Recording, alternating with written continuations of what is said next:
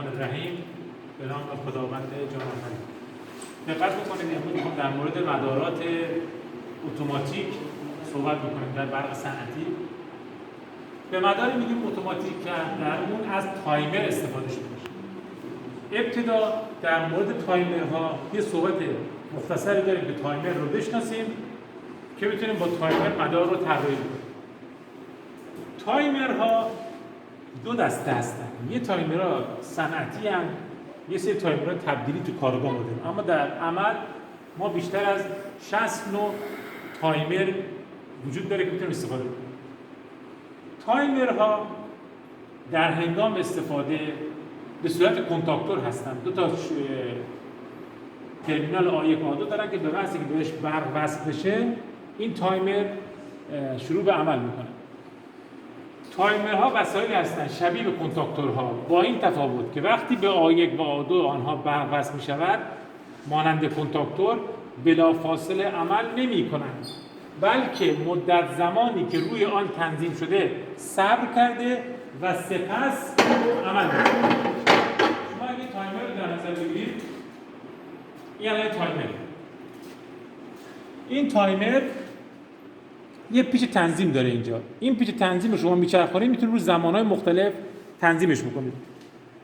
تایمرها اینجا آ1 و آ2 داره که بهش برق وصل میشه و وقتی که برق وصل شد تایمر اون زمانی که روش تنظیم شده صبر میکنه، بعداً عمل میکنه و تیغه‌های بازبسته خودش میبنده. یه سری تیغه باز داره، یه سری تیغه بسته داره مثل کنتاکتورها. وقتی عمل کرد تیغه بازش بسته میشه، تیغه بسته‌اش باز میشه. یه سری تایمرها تبدیلی هستن که تیغه ورودیشون یکیه، خروجیش دو تاه. 15 و 16 بسته هست، 15 و 18 باز هست. دو تا نکته رو ما باید در موقع کار کردن با تایمر در نظر بگیریم. اول اینکه تایمرها باید بلافاصله پس از عمل کردن از مدار خارج شوند. به محضی که تایمر عمل کرد باید خاموش بشه تا برای فرمانهای بعدی آماده بشه و همینطور جلوگیری بشه از سوختن تایمر. نکته دوم، تایمرهایی که مداری که در تایمر استفاده می شود به اونها اتوماتیک گفته میشه. هر جا به شما گفتم مدار اتوماتیک یعنی در اون باید تایمر استفاده کنید. ما الان میخوایم یک مدار رو به صورت راه‌اندازی دو الکتروموتور سه فاز یا تک فاز به صورت یکی پس از دیگری اتوماتیک با حفاظت کامل طراحی کنیم. این مدار فرمان رو ما اول فیوز قرار میدیم برای حفاظت در برابر اتصال کوتاه، بعد بیمتال اول، بیمتال دوم. هر بیمتال به ازای هر موتور، اگر در مدار دو تا موتور داشت دو تا بیمتال استفاده می‌کنیم. شاسی استارت رو فشار میدیم، کنتاکتور C1 جذب میشه، کنتاکتور C1 که روشن شد اینجا تیغه نگهدارنده رو میبنده، این تیغه دوم رو هم میبنده.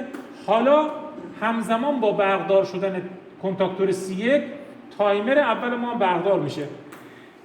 بعد از مدت زمانی که رو تایمر تنظیم شده مثلا 20 ثانیه صبر میکنه، عمل میکنه و بعد از عمل کردن این T1 که اینجا هست باز T1 عمل میکنه، بسته میشه و تایمر ما کنتاکتور C2 رو این 15 و 18 هستش، کنتاکتور C2 رو تحریک میکنه و یا عمل میکنه. کنتاکتور C2 با روشن شدنش نگهدارنده خودش رو میبنده و این C2 بسته خودش رو که سر راه تایمر قرار گرفته رو باز میکنه.